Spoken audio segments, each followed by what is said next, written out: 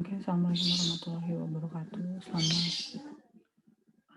Selamat siang semuanya. Hari ini kita akan masuk ke pertemuan ke-6. Materi hari ini sebenarnya tentang uji asumsi klasik yang kemarin sebenarnya sudah disinggung sedikit di materi sebelumnya. Jadi di materi hari ini kita akan belajar uji asumsi apa saja sih yang diperlukan sebelum kita melakukan analisis data seperti analisis regresi, kemudian korelasi, maupun analisis lainnya. Nah, saya review sedikit di pertemuan sebelumnya, ada tugas di mana teman-teman kemudian untuk melakukan validitas data dan reliabilitas data.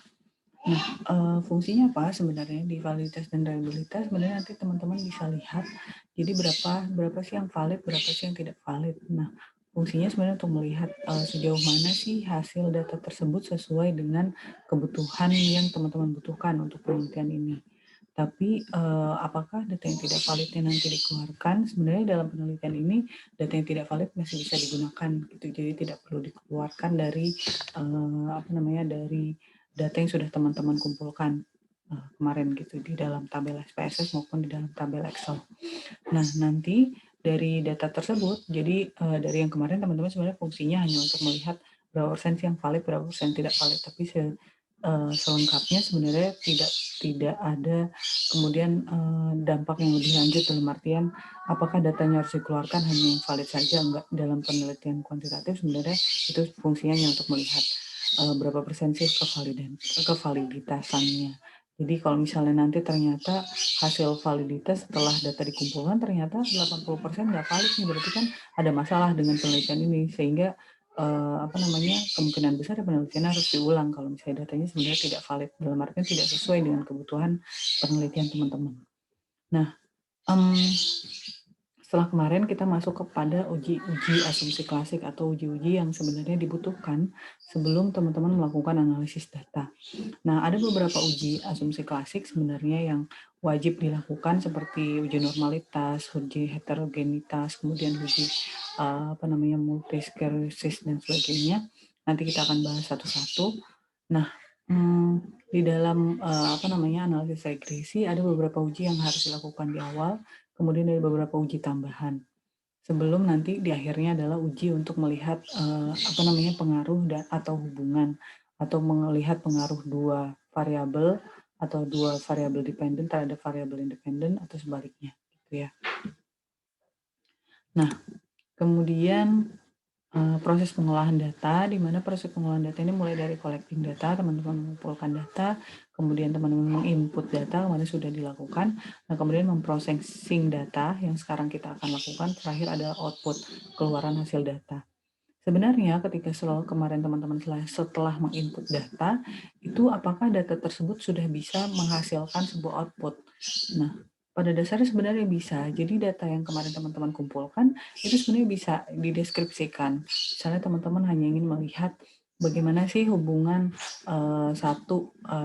kuesioner misalnya jenis kelamin terhadap apa sih yang teman-teman cari di situ, sebenarnya teman-teman langsung bisa menghitungnya tanpa kemudian teman-teman harus menghitung berdasarkan regresi tertentu, analisis tertentu gitu. Misalnya teman-teman ingin melihat berapa sih jumlah yang setuju terhadap pendapat apa, berapa sih jumlah yang setuju terhadap apa, berapa sih nilai maksimal, nilai minimal, itu sebenarnya sudah menghasilkan sebuah data dalam penelitian kuantitatif.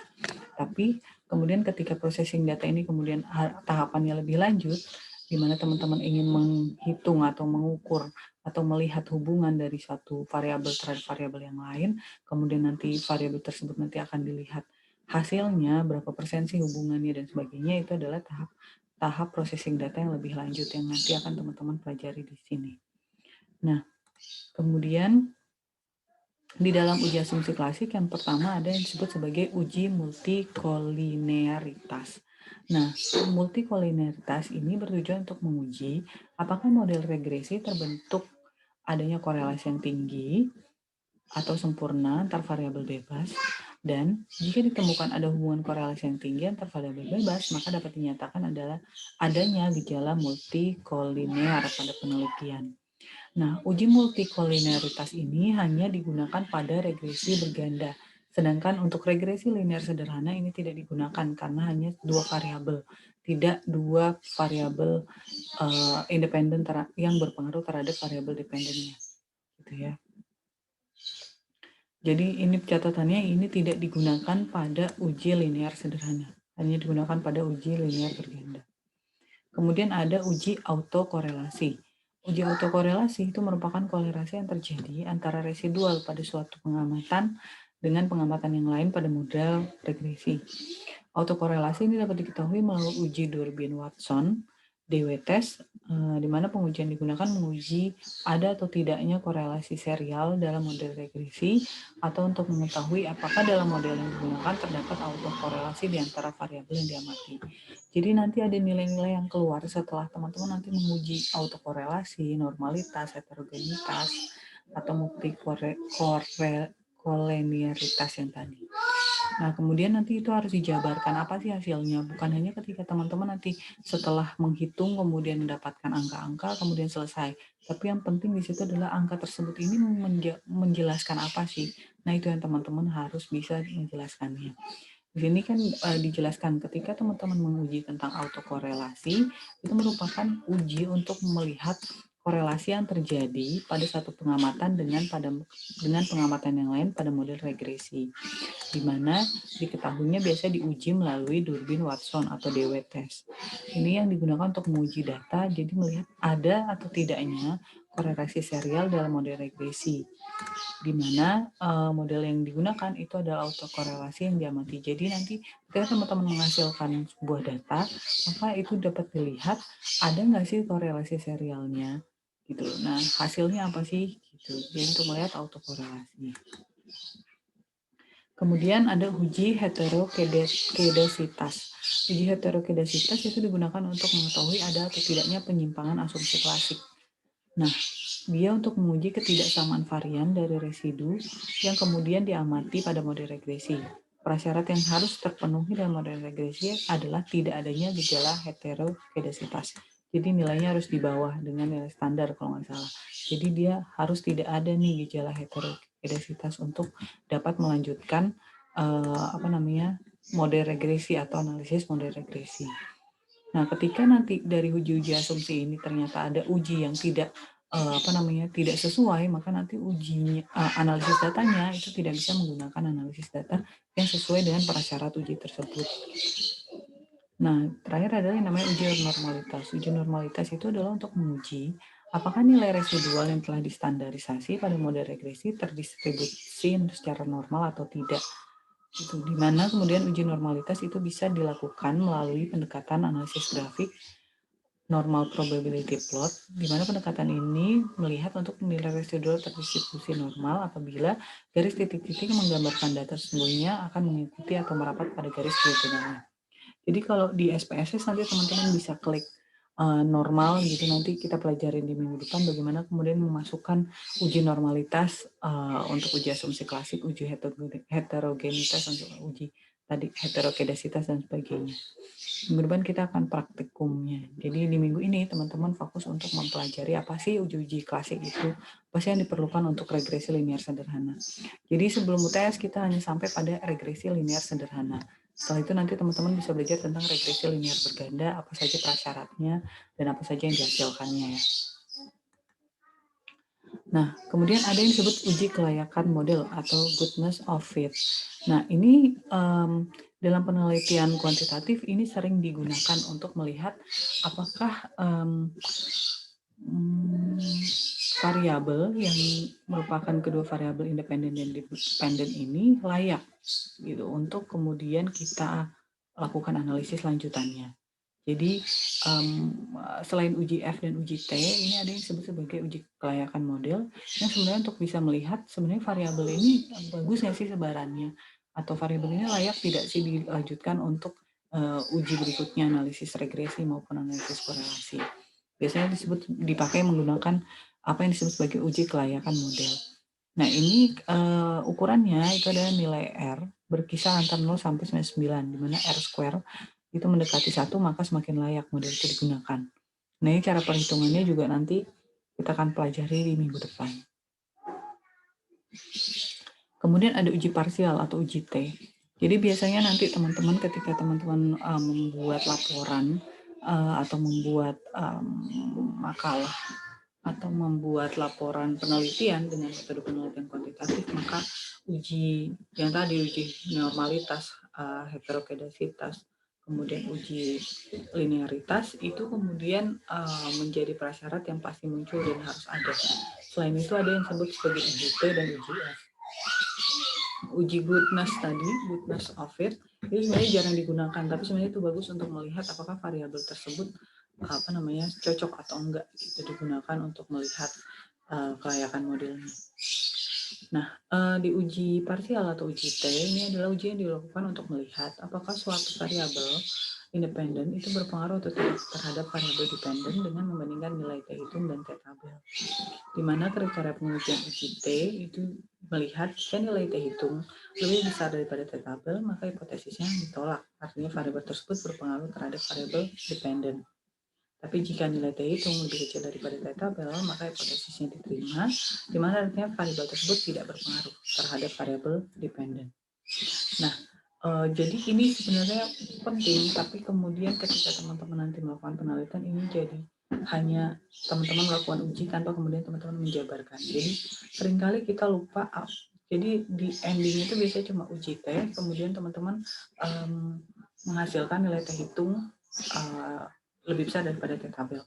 Kemudian tapi tidak menjelaskan bahwa hipotesis itu ditolak atau hipotesis itu diterima sesuai dengan karakteristik uji T. Nanti itu kita juga akan bahas lebih lanjut. Kemudian ada uji F, uji simultan. Nah, uji simultan adalah uji yang dilakukan untuk melihat apakah semua variabel independen itu secara bersama-sama berpengaruh atau tidak terhadap variabel dependen dengan membandingkan nilai F hitung terhadap F tabel. Biasanya uji simultan ini digunakan untuk regresi berganda karena lebih dari dua variabel yang mempengaruhi variabel terpengaruh. Jadi apakah dia secara simultan dia kemudian memiliki pengaruh atau sebenarnya tidak secara simultan kemudian dia tidak terpengaruh, gitu ya. Nah, ini adalah contoh regresi linear sederhana yang akan menjadi gongnya kita di sebelum UTS. Regresi linear sederhana itu regresi linear terdiri dari satu variabel dependen dan satu variabel independen. Dengan ada standar sistem error dan menunjukkan jenis data berupa runtun data waktu atau time series. Jadi regresi linear sederhana sebenarnya bisa teman-teman hitung dengan menggunakan Excel gitu ya, dengan memasukkan rumus ini. Tapi dengan menggunakan SPSS itu jauh lebih mudah, teman-teman hanya mengklik regresi kemudian nanti akan keluar hasilnya. Nah, uji yang diperlukan itu ada uji apa saja, uji normalitas, autokorelasi, atau korelasi dan heterokedasitas. Gitu. Ini adalah prasyarat uji yang diperlukan. Nah, selain itu ada tadi uji T biasanya diperlukan dan uji goodness of it untuk melihat model dari kedua variabel.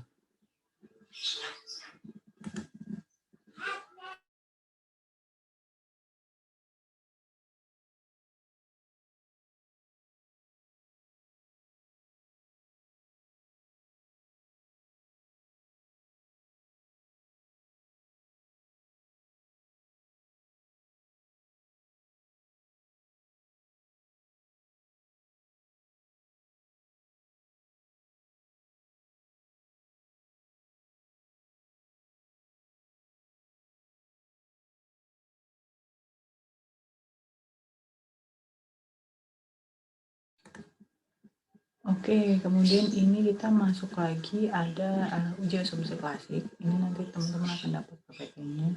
Tadi sebenarnya udah dijelasin tentang uji normalitas, heterokedasitas dan sebagainya. Tapi di sini nanti akan dijelaskan lebih, teman-teman bisa baca lebih jelas apa sih yang dimaksud dengan uji asumsi klasik. Uji asumsi klasik kalau didefinisikan adalah analisis yang dilakukan untuk menilai apakah di dalam sebuah model regresi linear sederhana atau ordinary least square itu terdapat masalah asumsi klasik. Asumsi klasik sendiri adalah syarat yang harus dipenuhi pada model regresi linear sederhana agar model tersebut menjadi valid sebagai alat penduga. Nah, tujuannya adalah untuk memberikan kepastian bahwa ada persamaan regresi yang dapat memiliki ketepatan dan estimasi tidak bias serta konsisten. Nah, di regresi linier itu sebuah model regresi menggunakan perhitungan kuadrat kecil, dalam bahasa Inggris disebut sebagai ordinary least square. Ada beberapa prasyarat yang harus dipenuhi agar model yang dibuat ini menjadi valid gitu ya sebagai alat peramalan. Nah, tadi ada jenis-jenis uji asumsi klasik, itu regresi linear sederhana, itu biasanya datanya interval atau rasio, itu perlu uji linearitas, normalitas, heterokodisitas, outliers, itu biasanya untuk melihat berapa persen sih yang keluar. Nah, kalau sebenarnya teman-teman sudah menghitung kemarin validitas dan reliabilitas, sebenarnya outliers itu untuk bisa melihat juga, oh ini jadi dari data yang semuanya ada berapa persen yang berbeda datanya, gitu, menyimpang. Kemudian autokorelasi, ini hanya untuk pada data time series atau runtut waktu. Gitu. Kalau regresi linear berganda itu ada tambahan multi kolinearitas. Ini uji normalitas, ada teman-teman bisa baca apa sih uji normalitas gitu ya. Kemudian data banyaknya lebih dari 30 dan sudah diasumsikan terdistribusi normal. Kemudian memberikan kepastian data yang memiliki distribusi normal atau tidak, sebaiknya digunakan uji normalitas. Nah, ini tata cara atau penggunaan cara teman-teman melakukan uji normalitas itu bisa dengan uji grafik, T-square, Kolmogorov-Smirnov, Lilliefors, Shapiro-Wilk. Biasanya yang paling mudah adalah teman-teman menggunakan T-square atau Kolmogorov-Smirnov. Kemudian uji grafik. Nah, ini dijelaskan satu-satu caranya. Pertama adalah uji grafik. Kalau teman-teman tadi menguji uji normalitas dengan uji grafik, itu teman-teman bisa lihat dengan memperhatikan penyebaran data pada sumber diagonal grafik atau p-plot dari regresi standar residual. Jadi menyatakan terdistribusi normal apabila sebaran titiknya berada di sekitar garis atau mengikuti garis diagonal. Maka data tersebut terdistribusi normal. Jadi kalau misalnya nanti ada teman-teman bikin data gitu, nanti ada sebaran garisnya ketika dia mengikuti garis diagonal maka terdistribusi normal. Kemudian ada chi-square. Itu biasanya ini digunakan atau uji goodness of fit untuk terdistribusi normal. Menggunakan pendekatan penjumlahan penyimpangan data observasi tiap kelas dengan nilai yang diharapkan. Jadi tadi nih kalau tadi ada uji goodness of fit, sebenarnya di normalitas itu bisa langsung digunakan gitu. Makanya kenapa uji goodness of fit ini jarang disebutkan kalau misalnya teman-teman menuliskan di laporan penelitian, karena dia sebagian besar menggunakan chi-square, maka sudah dimasukkan nih si uji goodness of fit-nya. Tapi kalau misalnya teman-teman nggak menggunakan chi-square, biasanya menggunakan metode yang lain tadi kayak Komarov, mungkin teman-teman bisa menggunakan si uji goodness of fit juga untuk melihat distribusi normal. Kemudian ada Lilliefors, itu data berskala interval atau rasio kuantitatif, data tunggal belum dikelompokkan pada tabel frekuensi, kemudian dapat untuk n besar maupun n kecil. Ini data Kolmogorov-Smirnov. Ini biasanya digunakan untuk data yang berskala interval atau rasio, kemudian data tunggal atau belum dikelompokkan, gitu. Dan datanya untuk bisa besar maupun kecil. Kemudian ada metode Shapiro-Wilk, gitu. Ini juga bisa untuk rasio agak sama, tapi ini datanya dari sampel random sampling. Nah, ini ada analisis varian. Analisis varian adalah prinsipnya tes statistik. Analisis varian hampir sama dengan t-test, yaitu sebagai uji komparasi antar kelompok atau grup sampel. Nah, kemudian t-test dilakukan terhadap dua kelompok, maka tes ANOVA diterapkan pada sampel yang dihadapi lebih dua kelompok. Jadi sebenarnya kalau tadi kita ada uji T dan uji F untuk lebih dari atau secara si variabel itu secara bersama-sama apakah memiliki pengaruh, tapi di sini juga dia disebut sebagai analisis varian. Tapi ini untuk variabelnya juga jumlah sampelnya ini lebih dari dua kelompok. Tes yang digunakan ini dengan tujuan mengatur tidaknya perbedaan antar kelompoknya. Ini ada jenis-jenis analisis of varian, tapi kita nggak akan bahas lebih lanjut, nanti teman-teman bisa baca juga untuk analisis varian. Itu ya untuk hari ini sebenarnya teman-teman belajar tentang uji asumsi klasik, terutama di uji normalitas. Jadi asumsi klasiknya yang penting sebelum teman-teman nanti masuk pada bagaimana menghitung regresi sederhana. Oke, mungkin untuk hari ini saya cukupkan. Teman-teman bisa pelajari juga cara menghitungnya. Untuk di minggu depan, teman-teman persiapkan datanya. Nanti kita mulai belajar menghitung. Nah, untuk hari ini teman-teman bisa belajar mandiri dari PPT yang sudah dilampirkan dan mempelajari lebih lanjut apakah tentang materi ini, terutama tentang uji asumsi klasik yang terbentuk. Gitu ya. Dari saya sekian, saya cukupkan. Assalamualaikum warahmatullahi wabarakatuh.